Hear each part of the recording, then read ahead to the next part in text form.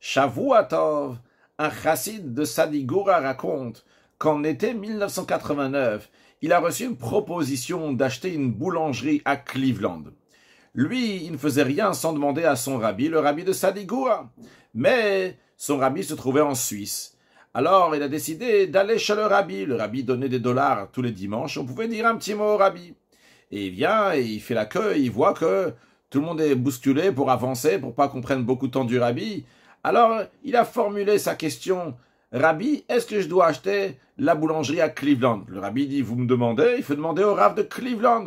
Et il n'a pas le temps de discuter plus, et déjà, on le fait avancer, et il sort de cette queue de dollars un peu déçu. Le rabbi lui a pas dit quoi faire, qu'est-ce qu'il a besoin de demander au rabbin de Cleveland, et comment il va le trouver rapidement.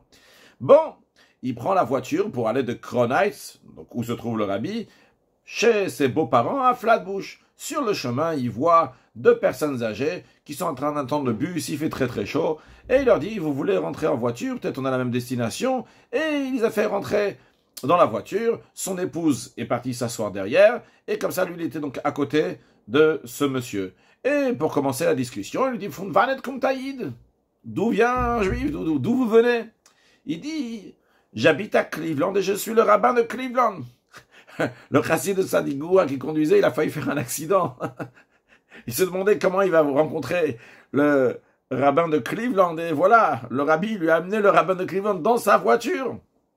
Il dit, ah bon, je reviens de chez le rabbi, et il m'a dit de demander au rabbin de Cleveland, est-ce qu'il faut acheter telle boulangerie? Le rabbi commence à hésiter, et l'épouse du rav, qui est derrière, du rabbin de Cleveland, qui est derrière, elle dit, écoutez, de quoi vous parlez? De telle et telle boulangerie? Il dit oui. Il dit, oh là, je connais, c'est des gens de ma famille, et la raison pourquoi ils veulent vendre, parce que le père de famille est malade, il n'arrive plus à s'occuper, mais les gens qui sont là-bas sont des gens qui sont malhonnêtes, ils ont déjà volé du matériel, et je vous déconseille d'acheter.